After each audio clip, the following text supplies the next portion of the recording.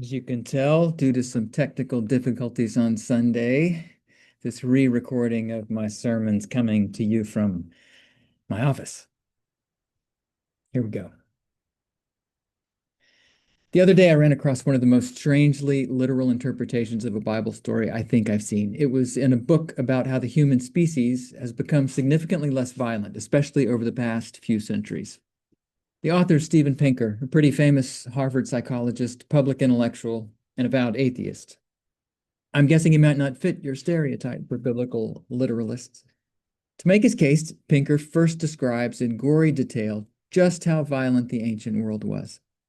But he offers this example from the Bible, and I quote, "The wise King Solomon proposed to resolve a maternity dispute by butchering the baby in question." Wait, what? You remember that story, right? An infant dies in the night, and its mother switches it for the living baby of another woman. Their disputes brought to the king, who says the only fair solution is to cut the living baby in two and give half to each. When one woman says that's a brilliant idea, Solomon, who apparently was also the world's first rocket scientist, knows she's not the mother. So he gives the child to the other woman. I was probably about 6 when I first heard that story in Sunday school at a church whose members were proudly literal readers of Scripture, but there wasn't a single fundamentalist kid in that room who thought Solomon was actually going to cut that baby. Come on, Dr. Pinker. While you were acquiring all that academic prestige, did you somehow lose touch with how ordinary stories work? Now, do you see what I did there? How I took down a big shot intellectual who happens not to be here to defend himself with my impeccable airtight reasoning. I wanted to do a mic drop on Sunday, but it's just not the same with those little clip-on numbers we use. It's an old preaching trick to point out one dumb thing a really smart person said, so your listeners will give you credit for being even smarter than the really smart guy. You just hope they don't find out your wife once found your lost car keys in the refrigerator, which is probably a more accurate measure of your mental acuity. So we've been making our way through some hard teachings of Jesus in Luke lately, and the first thing I'm recommending is that we not read today's gospel lesson like Steven Pinker might. The point of the story is not that Jesus was perfectly fine with slavery. The second is not to read the story like your preacher reads Steven Pinker sometimes. That is, looking to get credit for something. In fact, our need to get credit for everything from intelligence to moral uprightness, even to how much faith we have, may be precisely what Jesus is trying to help us get past. You may have been startled to hear how Jesus' faith the size of a mustard seed comment actually lands in Luke 17. We usually think of it as one of his sweet, encouraging metaphors. A little faith goes a long way, right? But in this context, he seems to be saying, increase your faith. There's no faith to increase in you people. If you had even the tiniest seed of the stuff, you could tell a mulberry tree to go jump in a lake and it would. It almost makes you wonder if to ask for more faith is the wrong question, or maybe an absurd question when it's just one more aspect of life where we're trying to get more of something for ourselves. Maybe if you're talking about faith as if it could be personally stockpiled, as if you could even get divine credit for the great size of your faith, maybe faith isn't what you're talking about at all. And then Jesus starts talking about slaves. It's worth noting that he doesn't invent an imaginary slaveholder in the story. He just turns to his listeners and says, here's how you treat your slaves, and goes on from there. He actually ends up where Jesus' teachings usually end up. Put yourself in the place of the person you think least of here.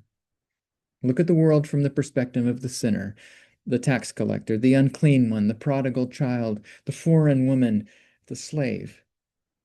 From there, you may begin to comprehend the upside-down value system of God.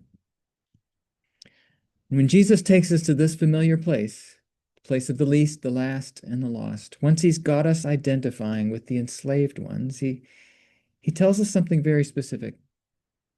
When you've done all that you were ordered to do, say, we are worthless slaves. We've done only what we ought to have done. Which in this strange context might mean, will you finally let go of your great need to get credit for everything? His punchline initially seems completely disconnected from the original question about faith, doesn't it? But what if it's not? What if there is something in our need to get credit for everything that treats faith as a righteous commodity that some of us are richer in than others? What if the faith Jesus still wants to instill in us is actually about leaving the anxious illusion that we can store up everything from wealth to moral credit behind? We still very much live in a credit-taking world, don't we? Which is just another name for a blame-assigning world looked at from another angle. We see it in our most intimate everyday relationships. We see it playing out in our nation, across the globe. You and I seem to have survived a deadly global pandemic. It was a terrifying, clumsy, brave, and bumbling collective scramble to keep people alive. Somehow we got split into factions that don't seem to have softened, even with hindsight. How is it that on this side of COVID-19, all sides of the debates still seem to be saying, I told you so. My side knew exactly what was up with that pesky virus all along. We want credit for being right, and we want someone to blame for being wrong. Jesus says that's just not the life of faith. Or say you're a southern city that has too much violent crime, especially among our poorest and most vulnerable citizens. If the crime level drops to its lowest level in 25 years, those in charge will say, hey, we did that. It's also likely that when the powers that be in Washington say they're sending in the National Guard, no matter what happens between now and the soldiers go back to their day jobs and families, faraway people will say, we solved Memphis. I don't think I need to point out that in all of these cases, when things trend in the wrong direction, no one calls a press conference to accept the blame. I've stewed plenty about this coming deployment, and I don't think Memphians should avert our eyes or pretend this is national business as usual. As ever, I suspect Jesus would have us watch out especially for the ones with the least power in the story, the ones who get the least say. But when my inner blamer / credit counter nodded off for a few minutes the other day, I remembered the actual National Guardsmen and women I've known. None of them, to my knowledge, joined up in hopes of invading Canada or Chicago one day. They were kind, generous, civic-minded people, willing to give up a couple of weekends a month in case their country might need their service.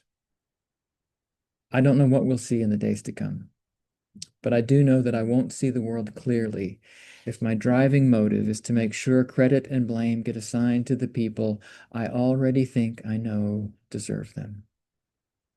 What a faithless, if all too familiar way to live, right?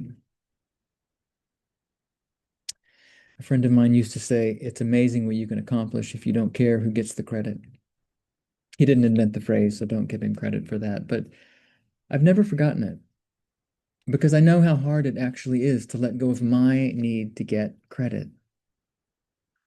Today, I think Jesus is saying I've got to let go of that very need if I'm going to make room in my life for what he means by faith, which I'm coming to believe must be something more like trust, maybe even rest in my belovedness by God. Something it would be absurd to take credit for because that love is offered to absolutely everyone, absolutely for free. The work of faith is to trust more deeply that that love is real. So what would it take for you to give up at least a little the credit-taking game and step a little more fully into a deeper faith in your belovedness by God? Well, for years now, an unlikely friend has been coming clearly to my mind in every Eucharist I celebrate. When we hear Jesus' words of institution, drink this, all of you. One person steps to the front of the great crowd of humanity, included in that little word, all. It's Judas, Jesus' friend and his betrayer. The one worthy of blame if anyone's ever been worthy of blame. But Judas was the one Jesus turned to first at his Last Supper. Have you considered this?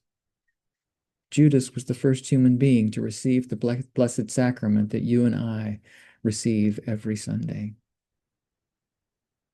So, friends, my question's, who's your Judas?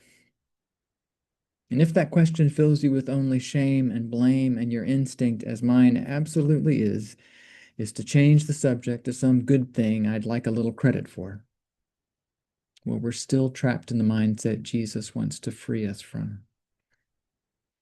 But what if we could begin to see that there truly is a love so large that it simply has no interest in credit or in blame? Even at supper with its friends the night before it went to the cross. Even then, even to its betrayer, it offered only gifts and grace to whoever would receive them. This is the love within which you and I and all our Judases are held eternally. Don't you believe that if we had even a mustard seed of trust in that love in the depths of our wounded selves, we'd lose all interest in the old blame and credit-taking games, and finally become as free and loving and filled up with truly life-saving faith as Jesus is still begging us to be.